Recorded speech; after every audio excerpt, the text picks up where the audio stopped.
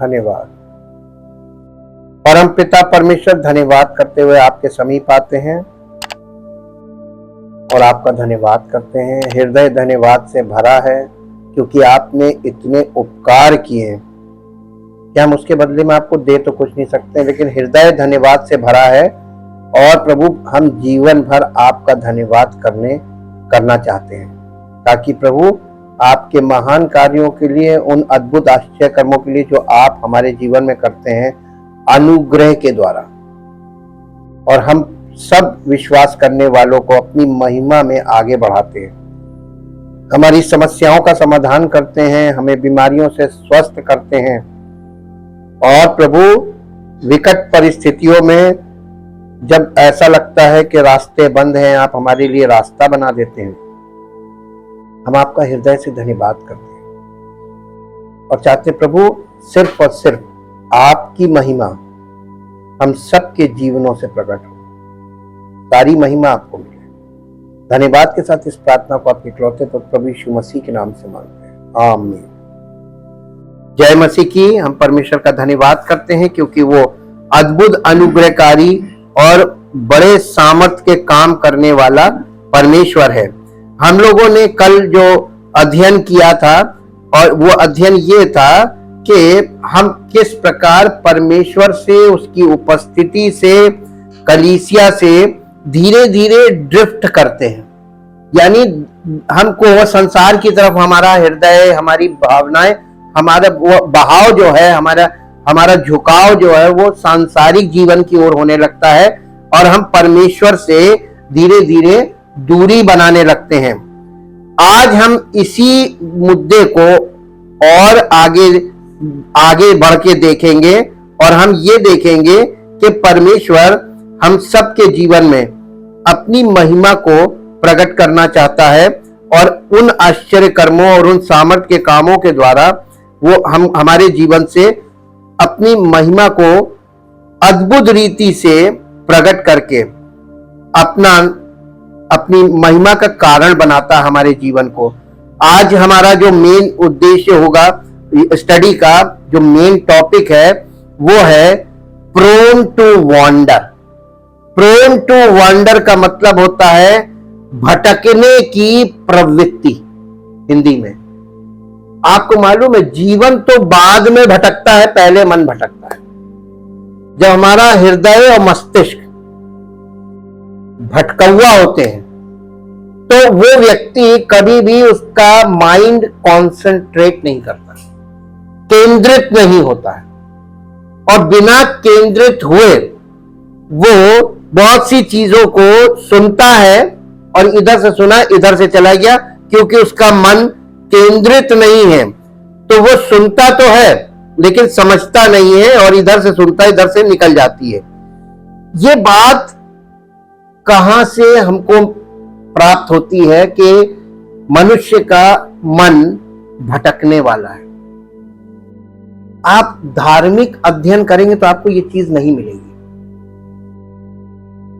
ये चीज old testament में, पुराने नियम में, उनके जीवन का जो चाल चरित्र रहा है इजराइलियों का, क्योंकि उन्हें परमेश्वर ने ही गुलामी से निकाला, परमेश्वर उन्हें लेके चला, और उनको बनाने वाला परमेश्वर है।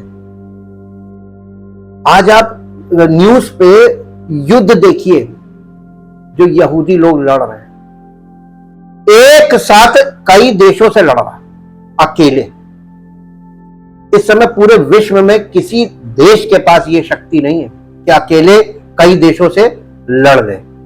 इतिहास बताया जा रहा था कि पिछला इतिहास के पहले भी वो पूरे कई कंट्री के साथ एक साथ लड़ा था और जीता था, और बहुत जल्दी जीत गया था। और पूरी दुनिया में हर कंट्री, हर देश इजराइल से घबराता क्यों है मालूम? वो कहता ये इसको हरा नहीं सकते। क्या ऐसी चीज है उनके अंदर? Because they are called the people of God. ये they are called the nation of God. वो परमेश्वर के नाम से, इसीलिए पूरी दुनिया में सब लोग उनसे नफरत करते हैं। उनका इतिहास बताया जा रहा था। आज जितनी चीजें, आज जो पूरी दुनिया जिंदा है, बिकॉज ऑफ ज्यूस, यहूदियों के कारण। क्योंकि ऐसे ऐसे टीके, ऐसी ऐसी महामारियों के टीके उन्हीं ने बनाए, सारी खोज उन्हीं की है। इनोवेटिव माइंड होता है। लेकिन उन्हीं की शुरुआत जब हुई थी, परमेश्वर अपनी प्रजा बना रहा था, उस समय परमेश्वर ने उनके जीवन की उन कमियों को, स्वाभाविक कमियों को और आत्मिक कमियों को रिकॉर्ड कर दिया है बाइबल में, जिसे हम पुराना नियम कहते हैं। वहां पे अगर आज आप इनको देख रहे हैं तो इनको ये इस लेवल पे लाने वाला परमेश्वर ही है। उनके मानसिक समस्याएं, उनकी यानी क्या बोलेंगे, बौद्धिक समस्याएं और भावनात्मक समस्याओं में से उनको आज इस स्टेज पे खड़ा करने वाला परमेश्वर। और इसीलिए ओल्ड टेस्टामेंट हमारा फाउंडेशनल पार्ट है।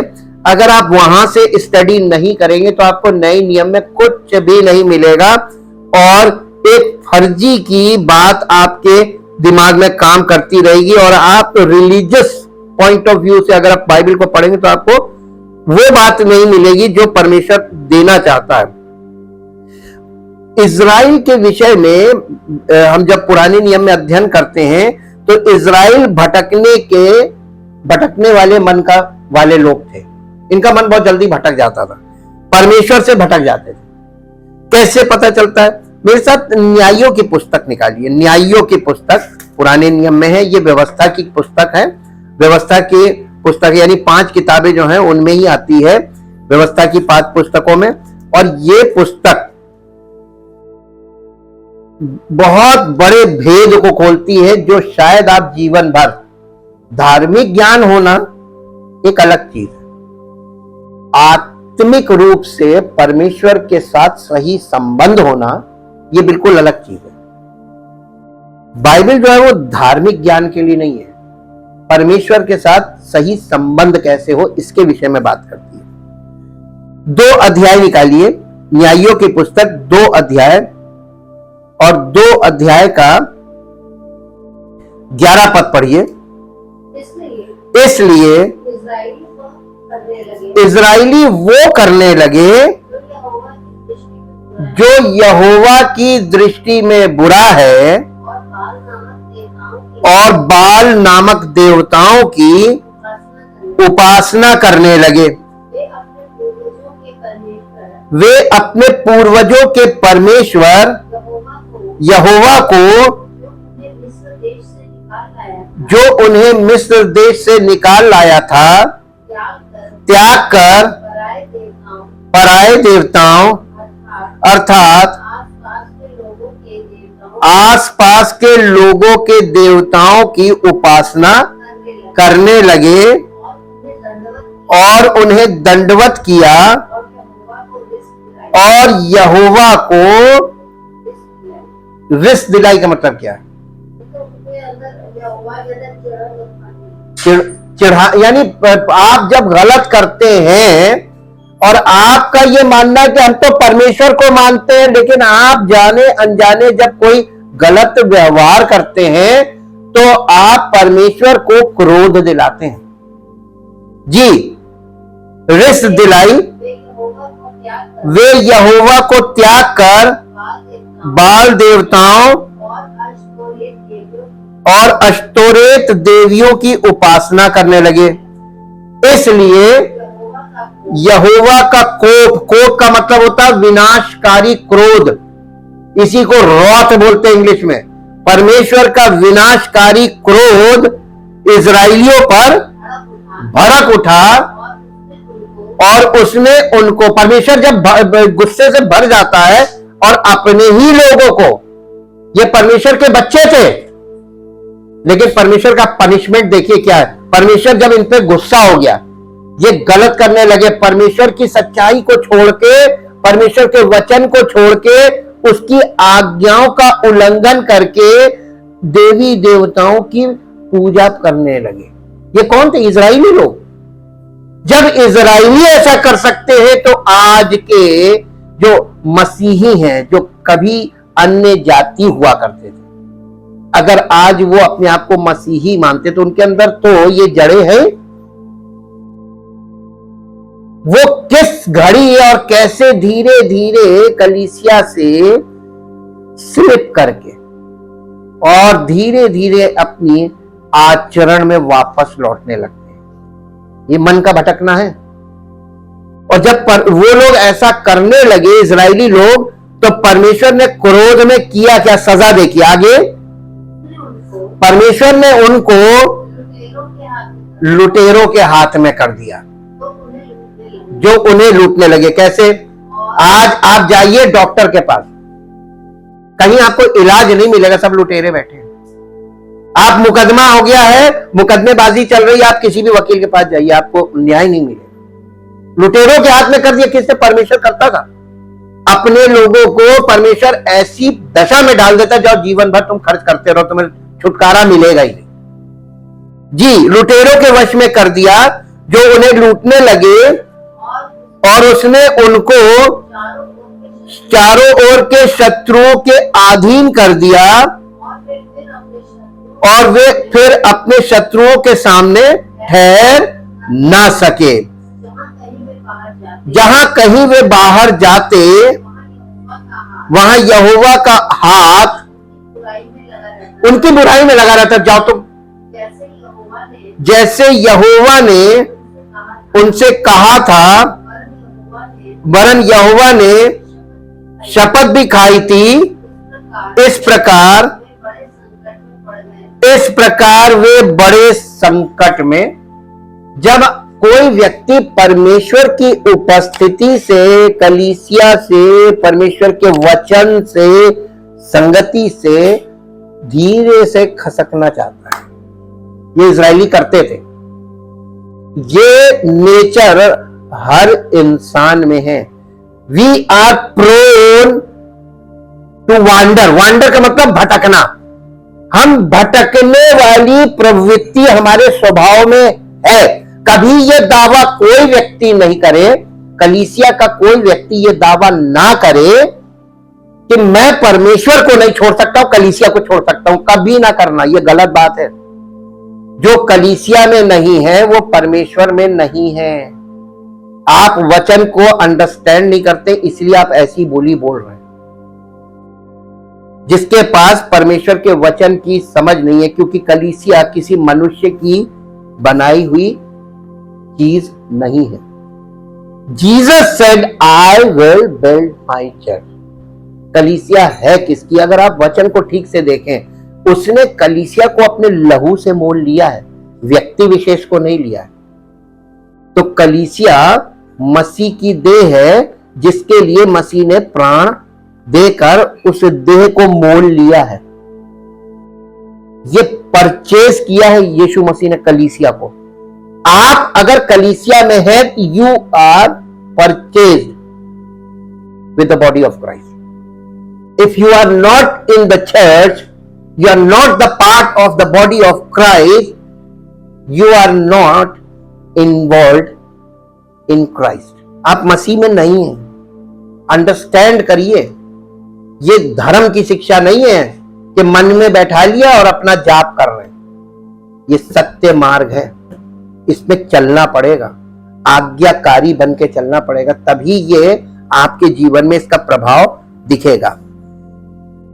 मेरे साथ एक पद और निकाल के पढ़ लीजिए, यशाया नबी की पुस्तक उसका 53 अध्याय, यशाया नबी की पुस्तक उसका 53 अध्याय और उसका 6 पद पढ़िए। यशाया 53:6। हम तो सब के सब भेड़ों के समान भटक गए थे। ये देखिए भविष्यवाणी में भी बताया जा रहा, हम तो सब के सब भेड़ों के समान भटक गए थे, हम में से हर एक ने क्या लिया?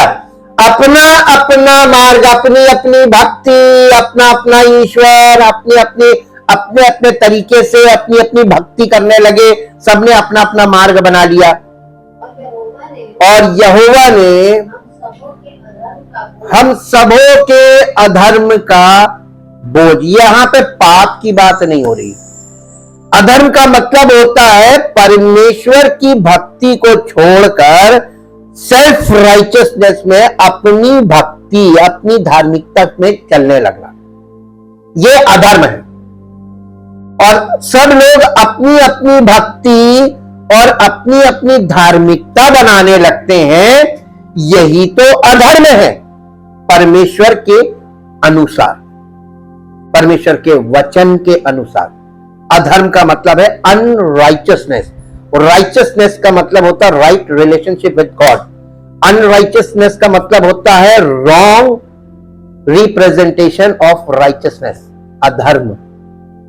और ये अधर्म स्वभाव में है, मानव स्वभाव में है, क्योंकि मानव स्वभाव पतित स्वभाव है, पतन में है। और कोई व्यक्ति अपने स्वभाव की पतन की अवस्था को स्मरण नहीं रखता। कलीसिया में आने के बाद कुछ सालों बाद वो अपने आप को धर्मी समझ लेता है, ये भी एक स्वाभाविक समस्या ही है। अब आप यहां से देखेंगे तो यहां पे लिखा है कि हर एक ने अपना अपना मार्ग लिया, यानी सब अपने अपनी धर्म के अपना अपना धर्म बनाने लगे।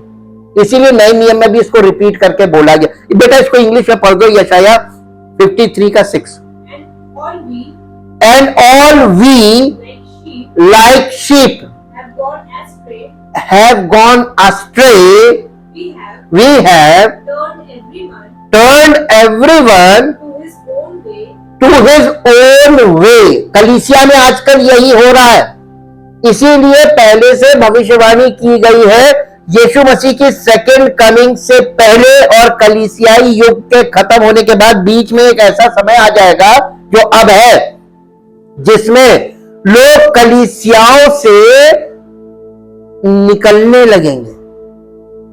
इसी को बोला गया है कि फॉलन अवे। यीशु मसीह के आने से पहले ये जरूरी है, इसके बिना वो नहीं आएगा। लोग अपने अपना मार्ग बनाकर निकलने लगेंगे कलीसियाओं से।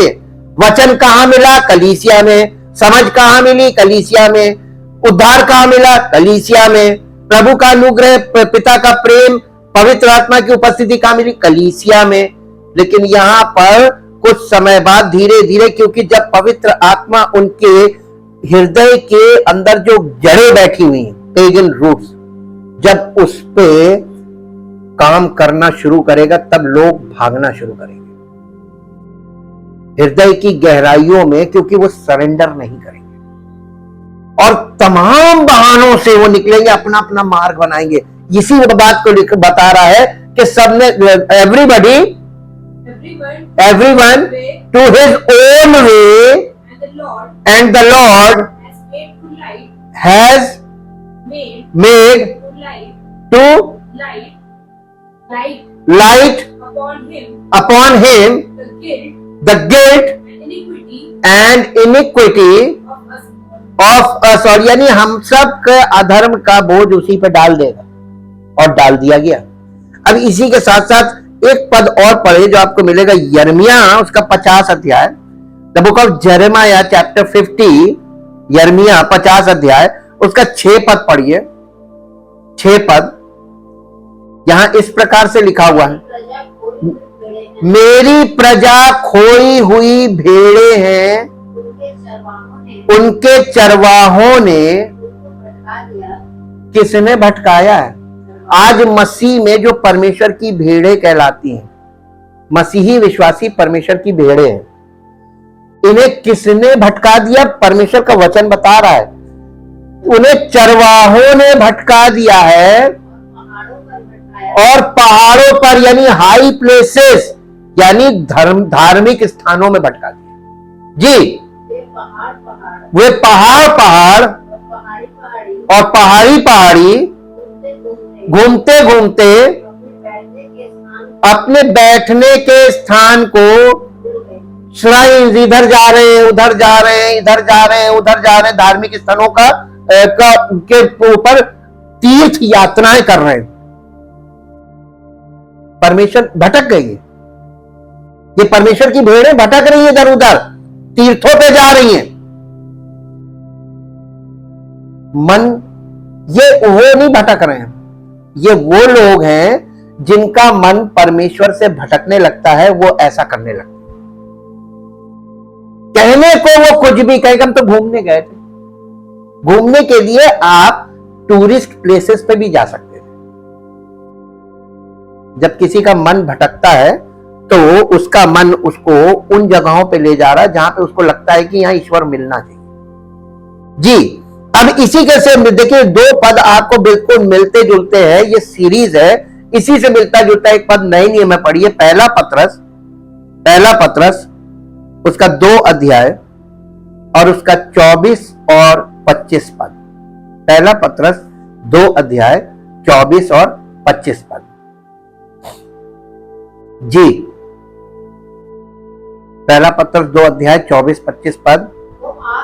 वो आप ही हमारे पापों को अपनी देह पर लिए हुए क्रूस पर चढ़ गया, जिससे हम पापों के लिए मरकर, देखिए पापों से छूट कर नहीं लिखा है, पापों के लिए मरकर, कलीसिया के लोगों को पापों के लिए मरकर धार्मिकता के लिए जीवन बिताना है। और हम अब पापों के लिए मर ही नहीं रहे, हम तो पापों में ही जी रहे।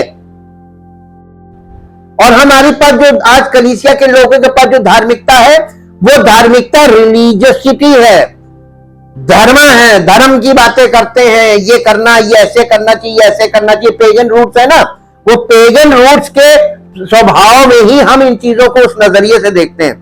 यहां पे लिखा हुआ है कि क्या करना चाहिए, पापों के लिए मरकर धार्मिकता के लिए जीवन बिताएं, उसी के मार खाने से तुम चंगे हुए हो, क्योंकि तुम पहले भटकी हुई भेड़ों के समान थे, पर अब अपने प्राणों के रखवाले और अध्यक्ष के पास लौट आए हो। अभी तक लोग लौटे नहीं है कलीसिया में, हम आपको बता रहे, ये अपने ऊपर लागू मत कर लीजिएगा। जो लौट आया वो पूरी तरीके से टोटल सरेंडर जी, यानी अब वो पापों के लिए जी ही नहीं रहा, वो तो परमेश्वर की धार्मिकता के लिए जी रहा है। यानी प्रभु यीशु मसीह, परमेश्वर की धार्मिकता प्रभु यीशु मसीह है, और हमारी धार्मिकता कोई अपनी धार्मिकता नहीं, हमारी धार्मिकता प्रभु यीशु मसीह है। और इसलिए हम मसीह के लिए जब जीने लगते हैं तो हम परमेश्वर की धार्मिकता। अब कितने लोग मसीह के लिए जी रहे हैं, आप अपने अंदर भी देखिए और अपने आसपास भी देखिए, एक भी नहीं दिखेगा आपको, केवल बातें। प्रोन का मतलब क्या होता है इंग्लिश में? Prone, we are prone to wander, यानी हमारे अंदर भटकने वाली प्रवृत्ति है। यानी एक हमारे स्वभाव में, हमारे माइंड में एक प्रवृत्ति है, ये हमारे नेचर का पार्ट है, हमारे स्वभाव का पार्ट है, भटक जाना, मन भटकता, मन भटका हुआ मन। इजरायली लोग बड़ी जल्दी परमेश्वर से भटक जाते थे। पहले हम आपको प्रोन का मीनिंग बताएंगे, फिर हम आपको दिखाएंगे यानी शुरुआत में ही ओल्ड टेस्टामेंट में कि कितनी जल्दी भटकते हैं। एक पद यहां पे प्रोन का मतलब होता है गलती करने की संभावना से ग्रसित। यदि आज कोई अपने आप को मसीह में मानकर ये दावा कर रहा है कि मुझसे तो कभी गलती हो ही नहीं सकती है, मालूम क्यों हम ऐसा बोल रहे हैं? परमेश्वर का वचन हमसे ये बात क्यों कह रहा है? क्योंकि लोग छोटी छोटी गलतियों को लेकर, हम आपसे बात ही नहीं करेंगे, हम आपसे मिलेंगे नहीं, हम आपसे नहीं करेंगे। कौन से मसीह में हो तुमने कौन सा सुसमाचार सुना है? तुम्हारे जीवन में जिस प्रकार का व्यवहार तुम दिखा रहे हो, ये मसीह में लोगों का नहीं होता है।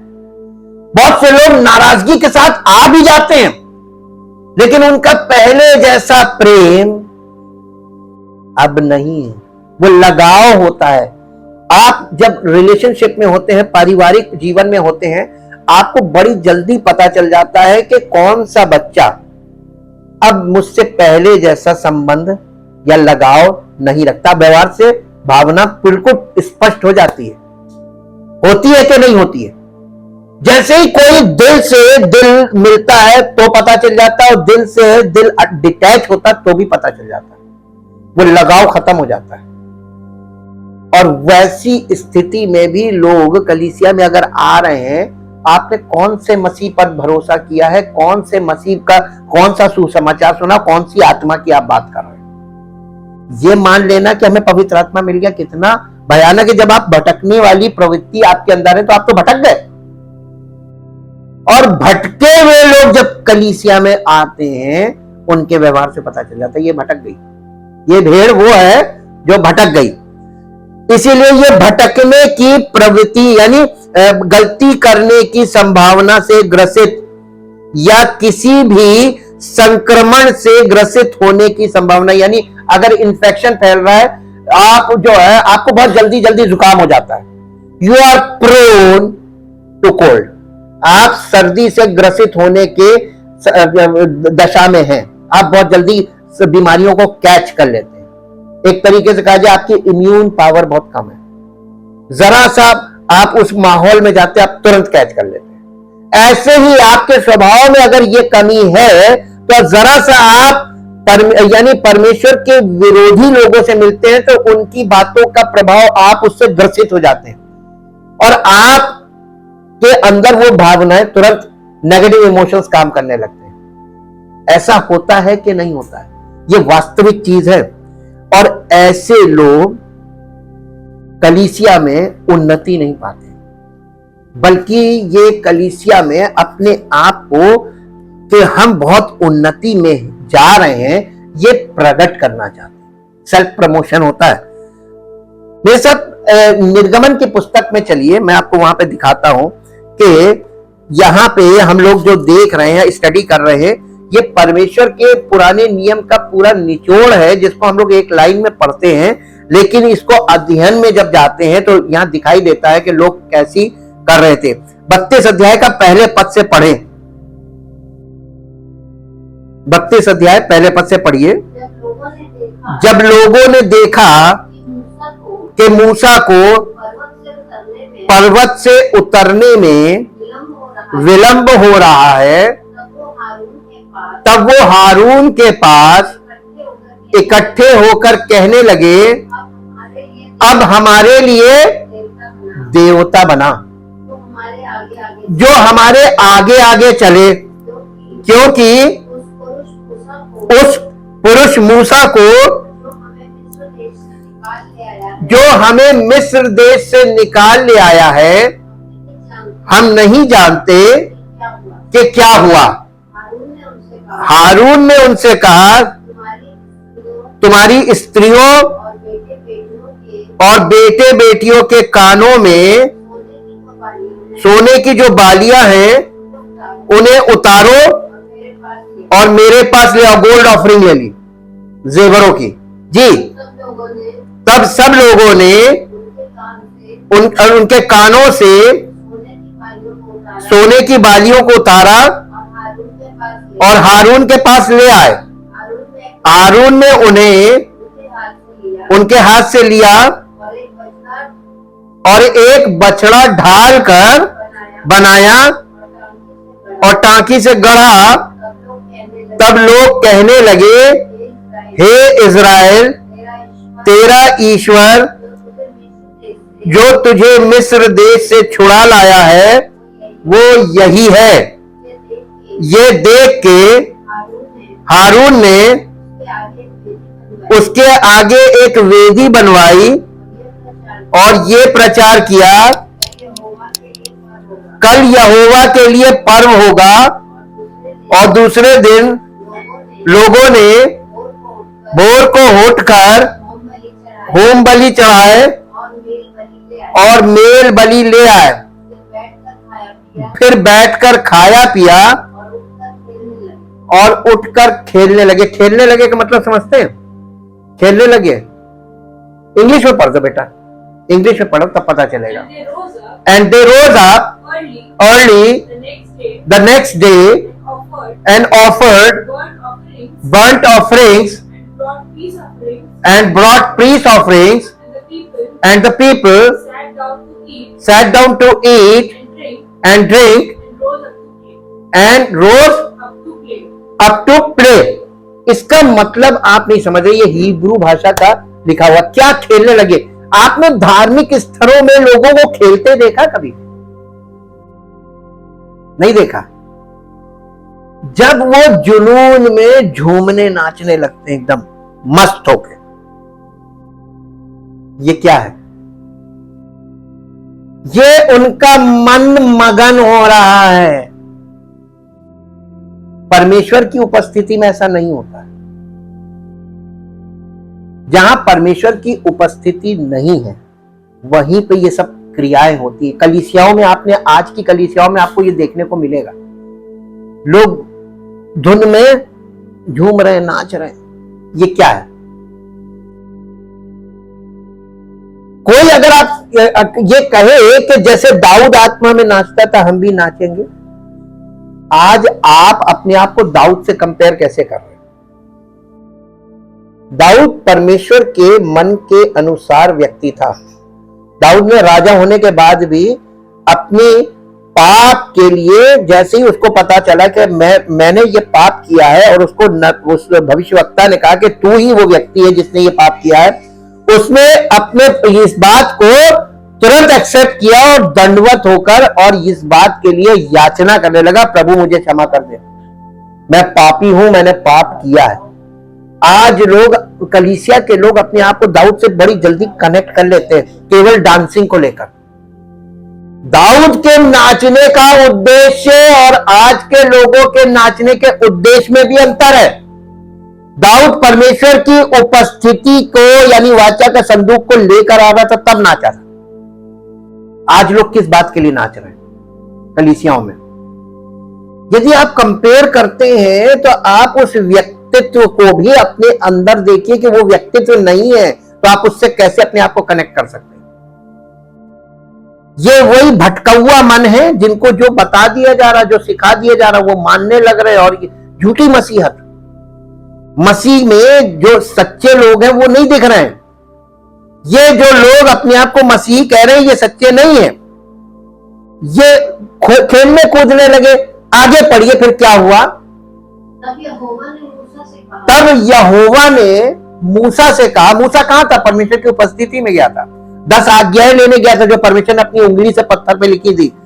जब तब परमेश्वर ने मूसा से कहा नीचे उतर जा,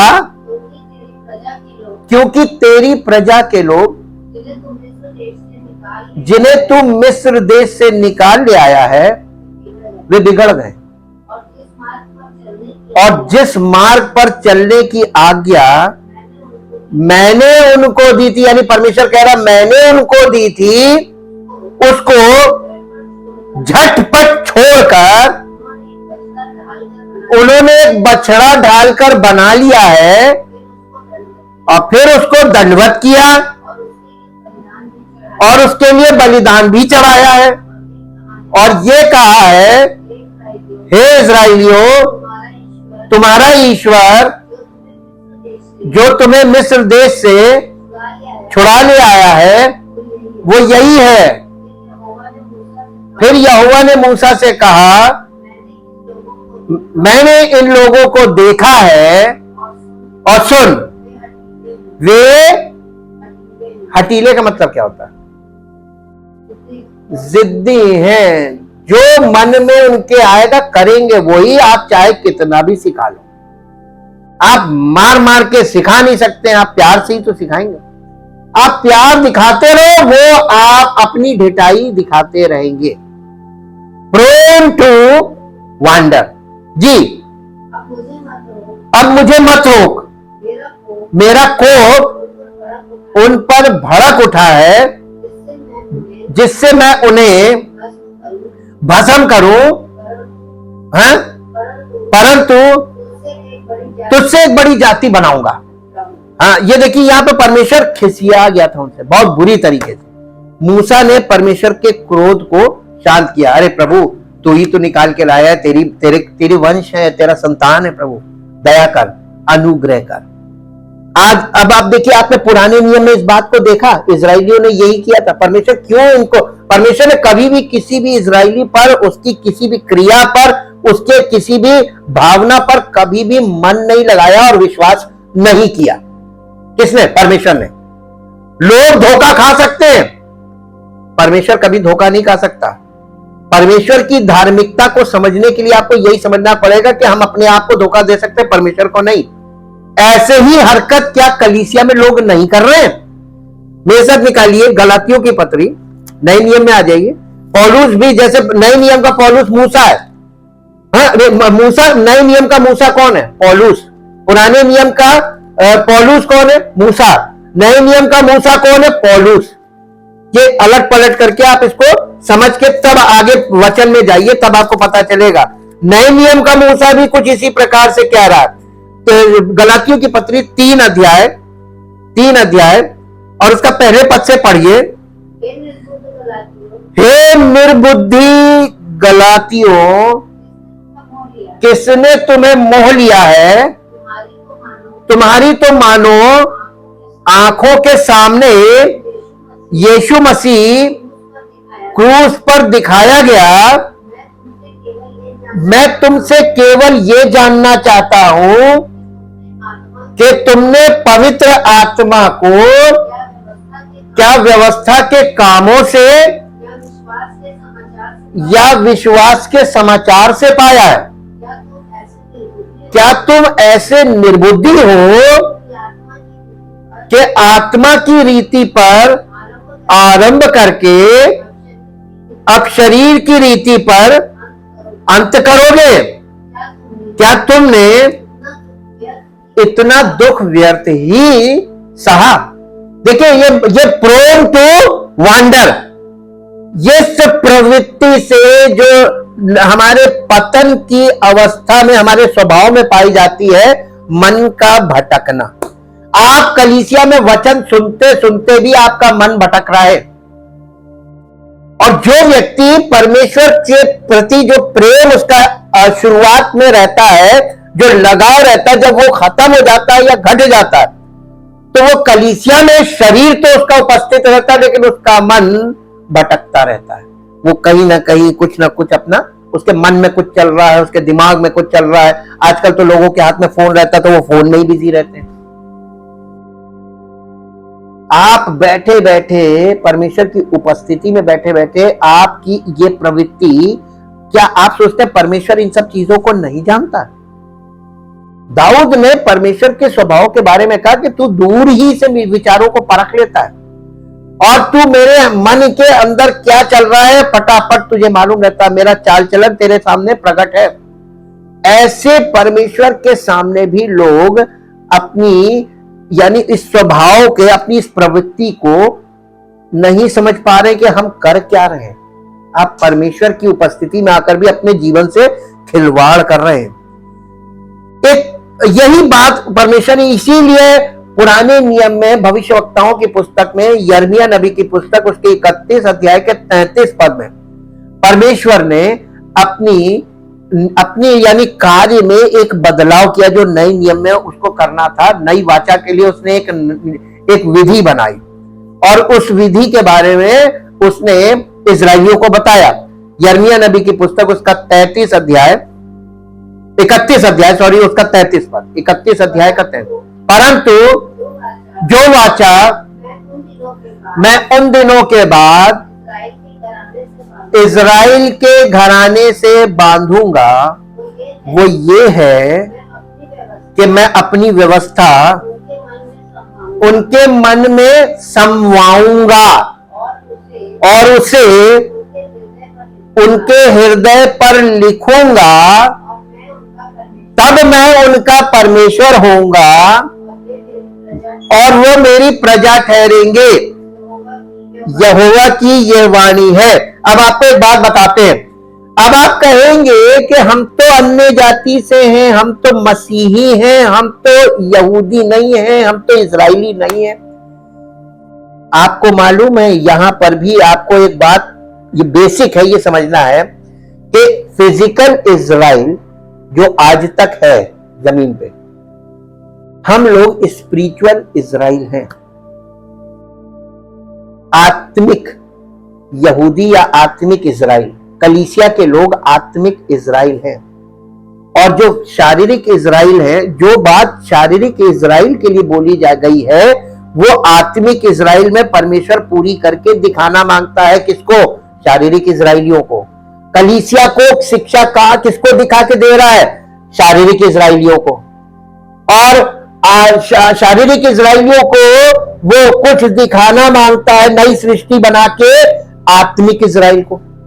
तो हमको परमेश्वर आत्मिक इजराइल बना के और हमारे जीवन से परमेश्वर फिजिकल इजराइल को दिखाना मांगता है कि देखो मैं ये चाहता था, और शारीरिक इजराइल को दिखाकर हमें सिखाता है कि देखो इन्होंने ये गलत किया तो तुम मत करना। इसीलिए पुराना नियम नया नियम ऐसे एक्स बन जाता है। ये एक्स का मतलब होता है ट्रांसफॉर्मेशन। ट्रांसफॉर्मेशन का जो शॉर्ट फॉर्म है वो है एक्स। आपके जीवन में ये एक्स पूरा होना चाहिए परमेश्वर की विधि के द्वारा, आपके शारीरिक प्रयासों से नहीं।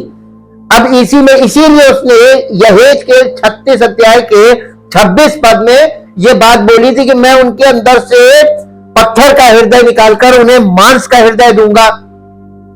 ये जो यहाँ पे 31-33 में बोला यिर्मयाह के, उसको यहेजकेल 36-26 में वो कैसे करेगा उस विधि को बता रहा है।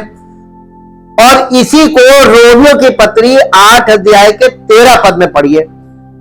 8 अध्याय का 13 पद, रोमियो 8:13। क्योंकि यदि तुम शरीर के अनुसार दिन काटोगे तो मरोगे, यदि आत्मा से देह की क्रियाओं को मारोगे। अब आपको स्पिरिचुअल इजराइल बनना है। फिजिकल इजराइल को मालूम क्या बोला था? यदि तुम अपने आप को सेफ रखना चाहते हो तो चारों तरफ तुम्हारे दुश्मन हैं, तुम्हें हर समय इनसे सतर्क रहना है और इनसे लड़ने के लिए हमेशा तैयार रहना, इनको मारना है। अगर तुम ऐसा नहीं करोगे तो ये तुम्हें मार देंगे। ठीक वैसे ही आत्मिक इजराइल को बोल रहा है कि तुम भी सतर्क रहना, और तुम्हारे चारों तरफ दुश्मन रहेंगे, आत्मिक स्पिरिचुअल फोर्सेस ऑफ डार्कनेस। अगर तुम सतर्क नहीं रहोगे तो वो तुम्हें तकलीफ पहुंचाएंगे, तुम्हें घात करेंगे, और तुम उनसे लड़ोगे तभी तुम जी पाओगे spiritually. Thank you, thank you, thank you. परमपिता परमेश्वर, हम हृदय से आपका धन्यवाद करते हैं। आज प्रभु सबके सामने इस बात का अध्ययन जो हमने किया है, प्रभु हमने तो जरा सा आज एक पॉइंट ही देखा है। हम इस पॉइंट पर लगातार आगे बढ़ें, पाठ पाठ करके लोगों के अंदर प्रभु ऐसी समझ दे कि उनका ध्यान परमेश्वर पर, परमेश्वर की योजना पर, परमेश्वर के कार्यों पर और परमेश्वर की उपस्थिति पर, उसके वचनों पर केंद्रित होना। ये एक अभ्यास के द्वारा किया जा सकता है, अचानक से ये कभी नहीं होगा। हम प्रभु आपसे विनती करते हैं, लोगों के भटकने की आदत से उन्हें छुड़ा, उनके मन में ऐसी इच्छा उत्पन्न हो कि वो आपके वचन पर केंद्रित होना सीखें, ताकि प्रभु उनका विश्वास और भरोसा आप पर केंद्रित रहे, विकल्पों पर नहीं, ताकि वो आपकी बड़ी सामर्थ्य को और महिमा को अपने जीवन में अनुभव से जाने और आपकी उपस्थिति को कभी ना छोड़े और आपकी महिमा के योग्य बने। सारी महिमा आपको मिले। प्रार्थना को आपके इकलौते पुत्र प्रभु यीशु मसीह के नाम से मांगते हैं, आमीन। Praise the Lord.